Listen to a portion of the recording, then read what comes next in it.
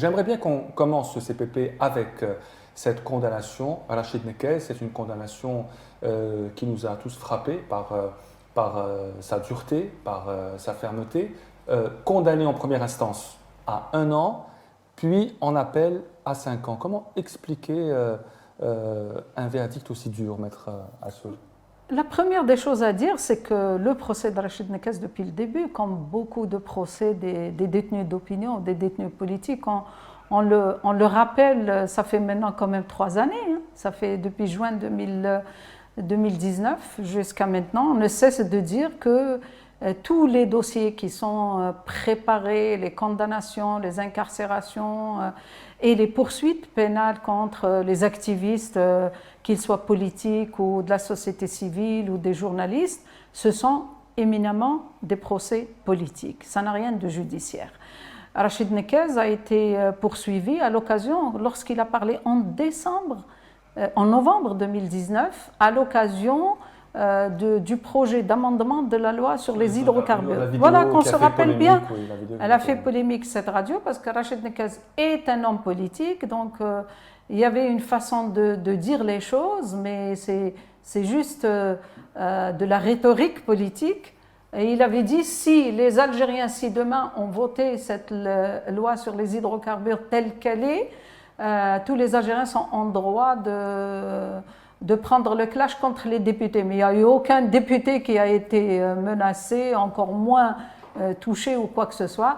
Et bien pour cette déclaration, il se retrouvait d'abord poursuivi pour 2 chefs d'inculpation criminels et 2 délictuels. Et le tribunal criminel de première instance, le 27 décembre 2021, l'a condamné à 1 année de prison ferme, alors que le tribunal criminel en appel, le 3 juillet, donc on était surpris. D'abord, quand on est arrivé, qu'on a vu que la présidente du tribunal criminel en appel avait décidé que le procès se tienne, même si Rachid Nekez est actuellement en prison détention provisoire à Chlef, donc à l'établissement de Chlef, et qu'il ne voulait pas, il ne souhaitait pas faire un procès à travers la visioconférence, il souhaitait que ça soit en présentiel. Donc la Cour avait décidé quand même de faire passer son procès. La preuve en est, c'est qu'ils ont désigné des avocats d'office. Alors qu'il avait ses avocats. En votre personne, Maître Habboul notamment, Maître Tarek Mektoub, etc. On était ses avocats. Et il avait tenu à ce que nous soyons ses avocats. Et donc, on était tous sous le choc quand le parquet d'abord général a requis 5 ans de réclusion criminelle et que par la suite, verdict après, c'était les 5 années. Et en plus, on lui a même rajouté des sanctions complémentaires, c'est-à-dire qu'on l'a privé de tous ses droits politiques et civiques. Et donc, c'est vraiment dur et c'est inexplicable sur le plan du droit, parce que dans le dossier, le corps de ces crimes, c'est juste une vidéo où il exprimait son point de vue politique. Et la preuve, c'est que par la suite, il a dit on se retrouve devant le Parlement de manière pacifique, civilisationnelle. Et c'est ce qui s'est passé. D'ailleurs, moi-même, j'étais présente ce jour-là. Qanounia, Hadariya, Silmiya. Et moi-même, ce jour-là, devant la PN, on y était. Beaucoup de gens, on y était devant la PN pour dire que aux députés de l'époque, d'ailleurs, c'était l'ancienne assemblée qui a été dissoute par le chef de l'État.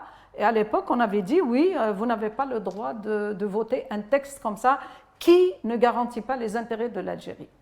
Comment peut-on réagir rapidement à cette condamnation, Zouhaira Berkane, 5 ans contre Rachid Nekez? Je crois que Rachid Nekez paye son prix de son insolence. Donc c'est ça, c'est d'avoir été... C'est que même une fois libéré, donc il est resté très offensif, même si parfois on lui a trouvé quelques...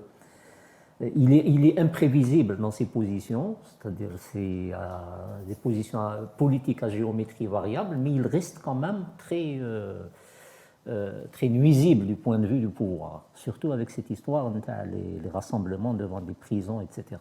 Et donc je crois que là on lui fait payer ce que peut-être aboutira peut-être à une sanction assez légère, puisqu'il semble que ce soit des junah, voilà, des délits. Donc on lui fait payer ça. Bon, maintenant, je ne sais pas. Est-ce que avec ce qui se profile, cette fameuse loi, etc., peut-être qu'il va y avoir on va reconsidérer cette peine. Je n'en sais rien, je n'en sais trop rien. Non, actuellement, on ne peut pas reconsidérer sur le plan juridique, sur le plan du droit. Il y a eu une première décision du tribunal criminel première instance, il y a eu une deuxième décision, celle qui a été rendue le 3 juillet 2022, c'est-à-dire les 5 années de réclusion criminelle. Il ne reste que le pourvoi en cassation. Ou alors une amnistie présidentielle, c'est les seules voies qui restent devant lui pour remettre ou revoir un peu cette décision qui est très dure et injustifiée pour ma part. Un mot sur la forte à lui faire bénéficier de cette mesure de clémence, mais d'après ce que me dit Mme Azzo, il ne sera pas concerné, visiblement, c'est ça, pour des raisons juridiques. Non, on ne sait pas encore, parce que ce qui a été annoncé, les 5 décrets qui ont été signés par le chef de l'État le 4 juillet courant. Personnellement, j'ai regardé sur le site du SGG, là où le journal officiel est publié. Oui. Il n'y a pas encore ce journal officiel qui porte ces 5 décrets, n'existe pas encore. Donc on ne peut pas savoir un peu plus de ce qui a été annoncé officiellement. On attend de voir justement le contenu de ces décrets pour comprendre comment ça va se faire, qui ça va toucher, de quelle manière, et notamment en ce qui concerne les détenus d'opinion et les détenus politiques. Donc on ne sait pas encore, on est dans le flou, on attend de voir. Et cela nous amène évidemment à parler de ce décret qui a été annoncé par le président en personne, je pense dans un communiqué, la présidence de la République, sur ce nombre important de détenus qui vont être graciés. Il me semble que c'est le chiffre le plus important depuis 2019, environ 15 000 détenus de droit commun. Donc c'est important quand même qu'il y ait ces mesures de remise de peine qui sont présentes dans la loi, qui sont prévues dans la loi, et dont beaucoup n'ont pas été appliquées depuis 2001, selon quelques juristes. Mais ce qui nous intéresse le plus aujourd'hui, maître, c'est bien évidemment les détenus du Hirak, puisqu'il est dit dans ce même décret, dans ce même communiqué, que le président a donné des recommandations pour des mesures de clémence pour des gens accusés notamment d'attroupement. On sait très bien, quand on dit attroupement, on parle de Hirak. À quoi peut-on s'attendre aujourd'hui? Parce qu'au jour d'aujourd'hui, nous sommes le 6 juillet, il n'y a toujours pas de libération confirmée de détenus du Hirak dans les 4 coins du pays. Une seule à Tlemcen. Une seule, d'un certain Belharbi à Tlemcen, on ne sait pas si ça rentre dans ce cas en tous les cas, mais qui a été libérée avant-hier. Oui. Bon, la première des choses, c'est qu'il y a eu un communiqué de la présidence qui parle de 5 décrets que le président aurait signés.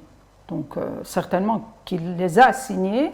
Ces décrets essayent un peu de détailler l'ensemble des cas de détenus qui vont bénéficier de cette grâce.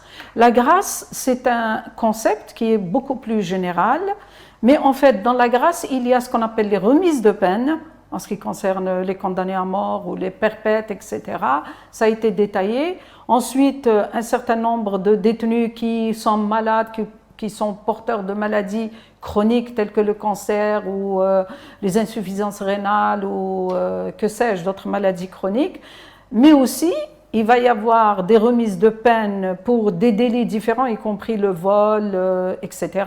Maintenant, en ce qui concerne les détenus d'opinion, ce que nous appelons les détenus d'opinion, les détenus politiques, les gens qui sont poursuivis, qui ont été condamnés, qui sont en prison, même en détention provisoire, qui attendent leur procès et qui sont dans cette situation par leur opinion politique, opinion, disons, tout simplement en tant que citoyen, ou alors pour avoir exercé un droit qui est le droit d'expression, la liberté d'expression. Ces gens-là, il y aurait un décret à part qui va parler justement des spécificités, des particularités, comment on va appliquer cette remise ou cette libération ou cette amnistie. Parce que jusqu'à présent, on ne sait pas si c'est une amnistie générale ou pas. Mais par contre, vous avez parlé dans le même communiqué de quelque chose que le communiqué dit, comme quoi il va y avoir dans ce cadre-là une élaboration d'une loi qui va être une loi qui vient en complémentarité de la loi sur la rahma et de la loi sur la réconciliation. Et là, ça toucherait même les détenus des années 90. C'est ça ce que le communiqué dit. Est-ce que c'est un projet de loi qui va voir le jour dans les semaines à venir ou les jours à venir ou les mois à venir? Grand point d'interrogation. Peut-être, d'après le communiqué, il dit suite à la concertation avec les partis politiques, je pense qu'il fait allusion aux gens que le chef de l'État a reçus à la présidence, les chefs de parti ou les personnalités. Donc tout ça reste un peu dans le flou. On attend de voir après ces festivités, après la clôture des Jeux méditerranéens et peut-être après la publication de ces décrets, on pourra peut-être voir un peu plus clair que ça.